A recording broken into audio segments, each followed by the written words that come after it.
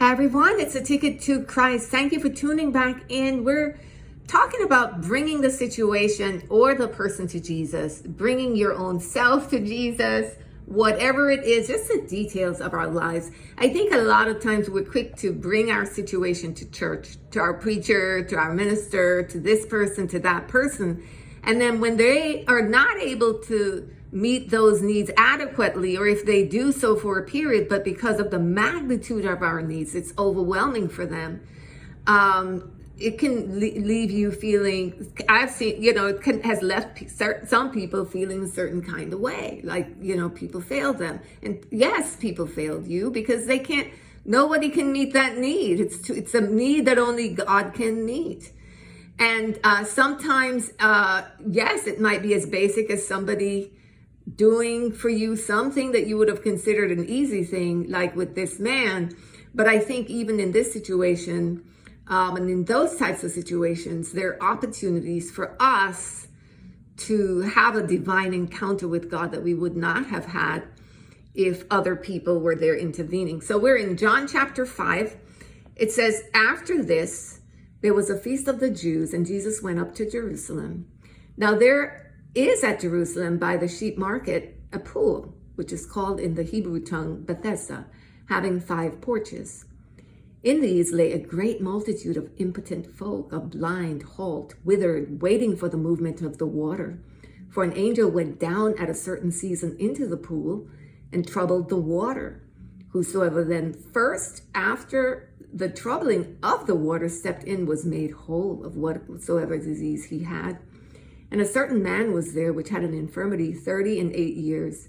When Jesus saw him lie and knew that he had been now a long time in that case, he saith unto him, wilt thou be made whole? The impotent man asked him, Sir, I have no man when the water is troubled to put me into the pool. But while I am coming, another steppeth down before me.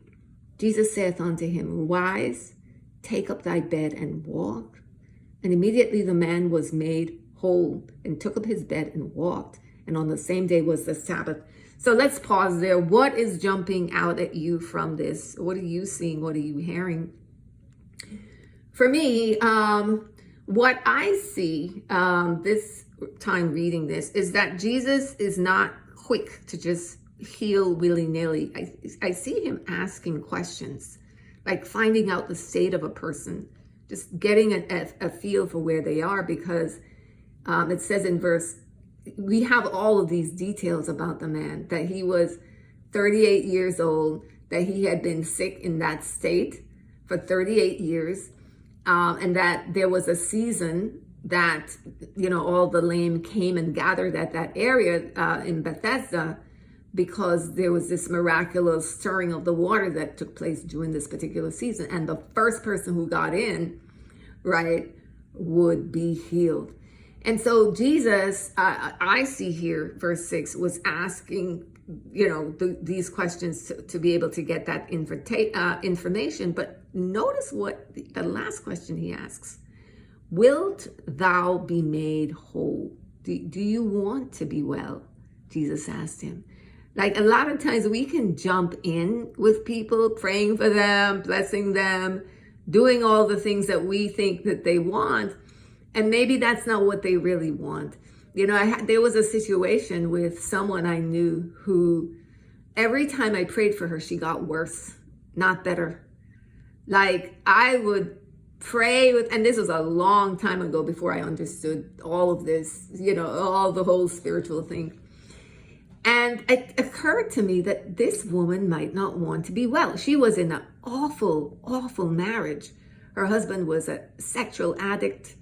It was just really difficult, really challenging for her. And her recovery would have meant to face a lot of hard choices and decisions. And something told, in my spirit told me, as I thought, this is so bizarre. And somebody else, I think, mentioned something similar, that it seemed like every time I prayed for her, she got worse. So sometimes people are in a state and they don't really want to be well. They're not going to tell you that, because it's such a horrible thing to want. And sometimes it might be at a subconscious, a level, a deeper level in their subconscious operating, that they don't feel valued.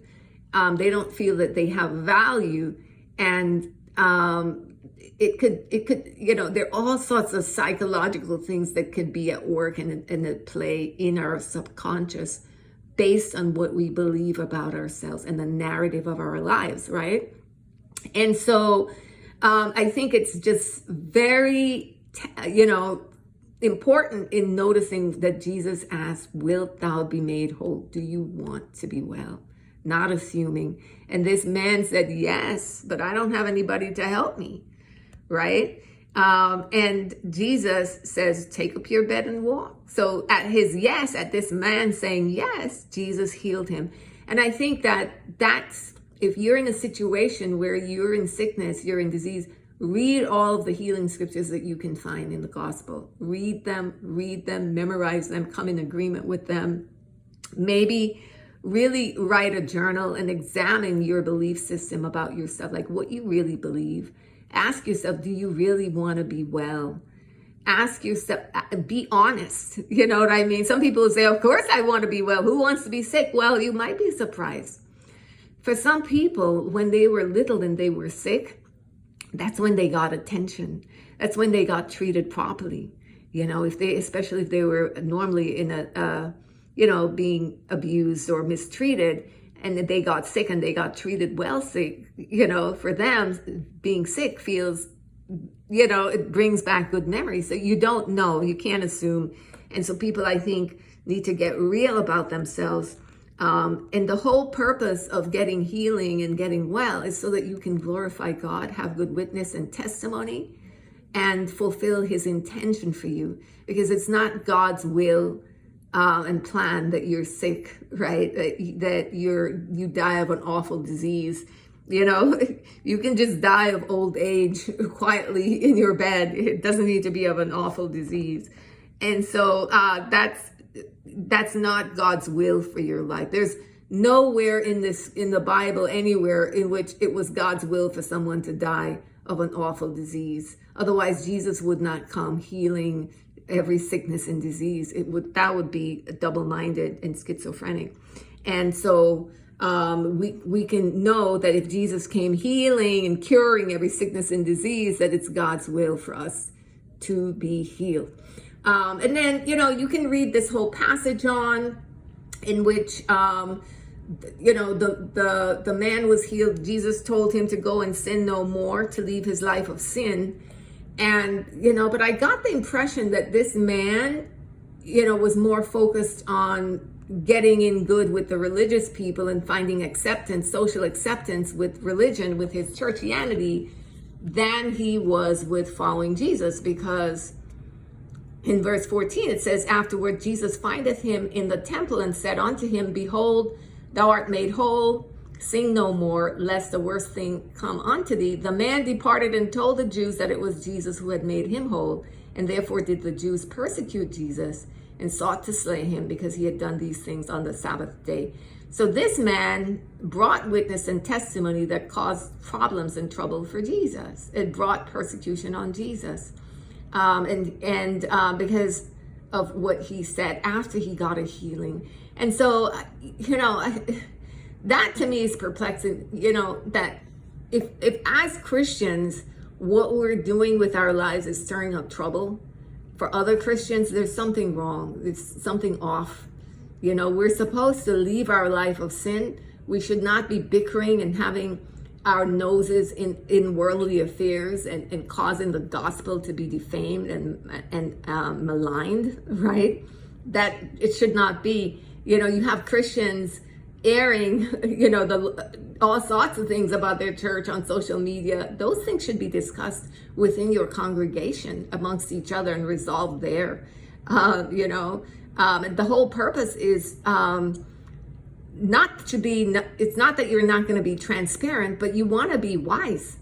You want to be wise. The devil hates all Christians. The devil is not going to choose your church and say, okay, I don't hate this church, or I'm going to not hate that one. He hates all of them, right?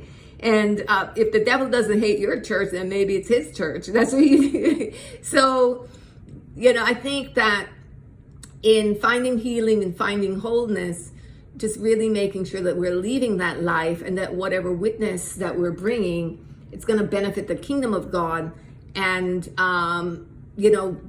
that we can keep advancing towards, from good to good, from glory to glory, not going backwards and end up in a worse place than we were before. Beloved, that is it from me. We'll pick it up again tomorrow. Have a great day.